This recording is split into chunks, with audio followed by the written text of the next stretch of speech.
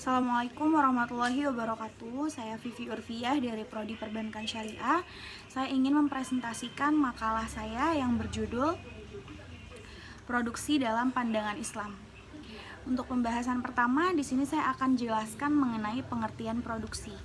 Nah, produksi adalah sebuah proses yang dilakukan untuk menciptakan atau menambah nilai guna dari barang atau jasa. Nah, dengan demikian produksi mempunyai dua nilai pokok. Yang pertama yaitu untuk menciptakan nilai guna barang atau jasa. Yang kedua untuk menambah dari nilai guna atau jasa tersebut. Nah, pada hakikatnya produksi adalah proses penciptaan ada penambahan nilai guna dari barang atau jasa, bentuk yang diikuti oleh penambahan manfaat, bentuk, waktu, tempat, dan faktor-faktor produksi sehingga dari produksi tersebut memiliki kemampuan lebih tinggi dalam memenuhi kebutuhan pemakaiannya. Pada umumnya, produksi dari sudut pandang perusahaan bertujuan untuk memperoleh keuntungan yang maksimal. Oleh karena itu, sebelum produksi dilakukan, perlu dilakukannya persiapan dan manajemen yang sentral dan cermat. Nah, untuk pembahasan yang kedua, di sini saya akan jelaskan juga mengenai produksi dalam pandangan Islam tersebut. Nah, produksi dalam pandangan Islam ialah usaha untuk mengeksploitasi sumber-sumber daya agar dapat menghasilkan manfaat ekonomi. Dalam ilmu ekonomi, yang dapat dikerjakan manusia hanyalah membuat barang yang dihasilkan. Dengan begitu, manusia mampu membuat kombinasi-kombinasi baru dari unsur-unsur lama yang tersedia di alam. Dalam sistem ekonomi Islam, kata produksi merupakan salah satu kata terpenting. Dari konsep dan gagasan produksi ditekankan bahwa tujuan utama yang ingin dicapai kegiatan masyarakat secara berimbang. Dalam hal ini, untuk mewujudkan kemaslahatan individu dan masyarakat, sistem ekonomi Islam menyediakan beberapa landasan teoritis, yaitu ekonomi Islam menyediakan keadilan ekonomi, jaminan sosial, pemanfaatan sumber daya ekonomi, produktif dan efisien. Nah, syariah yang didasarkan dalam Al-Quran dan Sunnah bertujuan untuk menebar kemaslahatan bagi seluruh manusia yang terletak pada terpenuhinya kebutuhan-kebutuhan hidup manusia. Allah telah menganugerahkan sumber-sumber daya produktif. Beberapa prinsip yang perlu diperhatikan dalam produksi adalah yaitu dilarang memproduksi dan memperdagangkan komoditas yang tercela karena bertentangan dengan syariah. Islam dengan tegas mengklarifikasikan barang-barang atau komoditas ke dalam dua kategori. Pertama yang disebutkan Al-Quran yaitu thayyibat, yaitu barang-barang yang secara hukum halal dikonsumsi dan diproduksi. Yang kedua yaitu khaibats, yaitu barang-barang yang secara hukum haram untuk dikonsumsi dan diproduksi.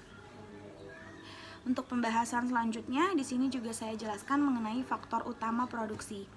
Faktor produksi adalah semua hal yang digunakan perusahaan untuk menciptakan produk dan layanan untuk keuntungan tanah, tenaga kerja, modal, dan juga perusahaan.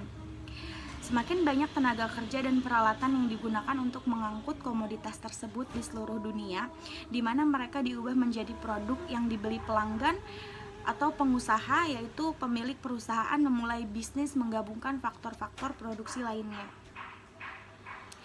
Untuk faktor-faktor ekonomi di sini, faktor-faktor produksi dalam ekonomi di sini ada tanah, tenaga kerja, modal, dan juga kewirausahaan.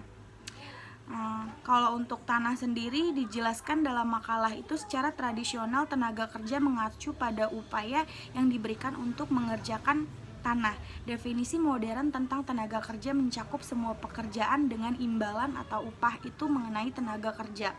Yang ketiga itu kan ada modal. Modal sendiri merupakan produk dari faktor produksi lainnya, misalnya bangunan yang terbuat dari kayu, baja, beton, dan yang lain juga. Modal sering disebut modal tetap, cenderung tahan lama dan digunakan oleh bisnis selama beberapa tahun. Dalam akuntansi, aset modal harus diapresiasikan dalam waktu ke waktu di buku perusahaan. Untuk pembahasan di sini mengenai wirausaha atau kewirausahaan. Bisnis membutuhkan lebih dari sekedar membuat produk. Ini melibatkan mencari tahu apa yang diinginkan konsumen. Nah, untuk pembahasan yang selanjutnya di sini juga saya jelaskan mengenai fungsi produksi dalam Islam.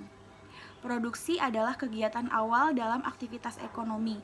Produksi pada dasarnya bertujuan untuk menghasilkan barang dan jasa atau menghasilkan penambah nilai guna barang dan jasa tersebut. Produksi bukan hanya sebagai aktivitas dalam memenuhi kebutuhan pribadi, tapi juga untuk mendapatkan keuntungan. Produksi bertujuan untuk menciptakan yang tidak ada menjadi ada, melainkan juga menghasilkan kegiatan produksi yang berdaya guna.